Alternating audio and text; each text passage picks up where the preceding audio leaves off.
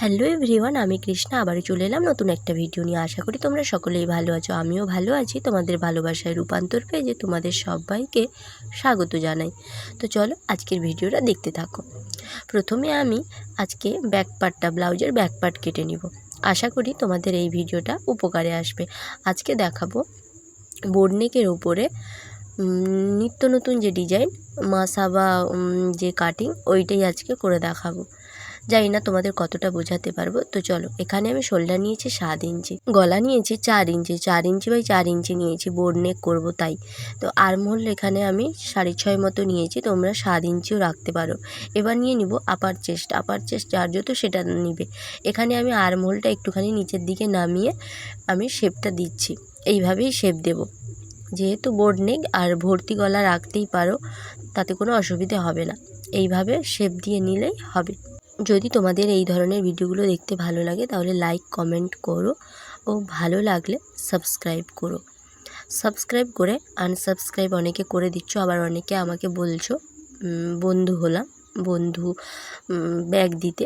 তবে জানি না এটা নিয়ম আছে কি না, তবে আমি কিছু জনকে ব্যাগ দিয়েছি, আবার কিছু জনকে ব্যাগ দিতেও পারিনি। সেটা নিয়ে আবার অনেকে অনেক কিছু কমেন্টও করেছো, সেখানে আমিও বলেছি কিছু কথা। আমি সময় মতো ব্যাগ দিতে পারিনি, তার জন্য ক্ষমা চেয়ে নিচ্ছি। তো চলো, ব্যাক পার্টটা আমার প্রায় কাটিং হয়ে গেছে। এবার আমি ফ্রন্ট পার্টটা কাটিং করব। তো চলো পুরোটা দেখতে থাকো।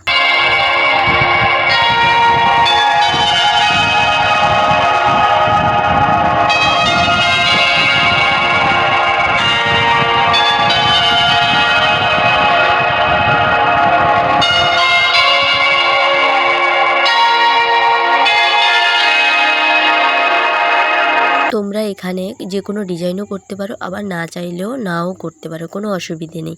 তো চলো, আমি দেখিয়ে দিলাম, তাও এটাকে বলা হয় ওয়াটার ড্রপ ডিজাইন। চাইলে করতে পারো, নাও করতে পারো, স্কিপ করে যেতে পারো। তো এবার আমি ব্যাক পার্টটা বসিয়ে ফ্রন্ট পার্টটা ড্রয়িং করে তারপরে গলার কাটিংটা দেখাচ্ছি। তো বেশি কথা বলছি না, পুরোটা দেখতে থাকো, আশা করি তোমাদের ভালো লাগবে।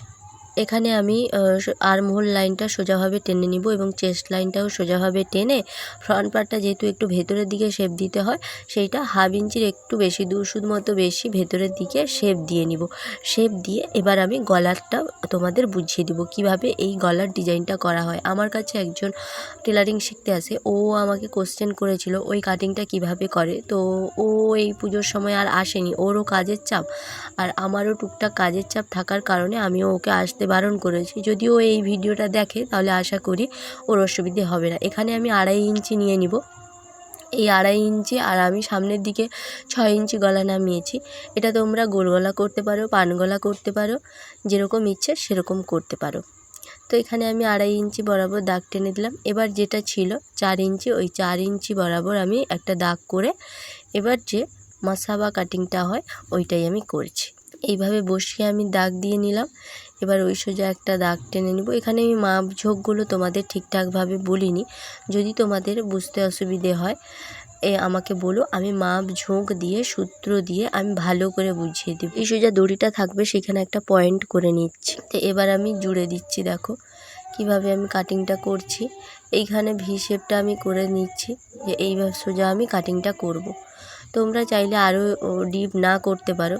এই যে কাটিংটা আমি একটু বেশি করে দিয়েছি, তোমরা ওপরের দিকে রাখলে আরও একটু হয়তো ভালো লাগবে। এখানে তোমরা প্রিন্সেস কাটও করতে পারো, আবার মধুবালার ডিজাইনও করতে পারো। তো সেটা আমি দেখালাম না, শুধু গলার ডিজাইনটা দেখালাম। যদি বুঝতে অসুবিধে হয় তাহলে কমেন্ট করে অবশ্যই বলো। আজকের মতো টাটা, আবারও দেখা হবে নতুন ভিডিও।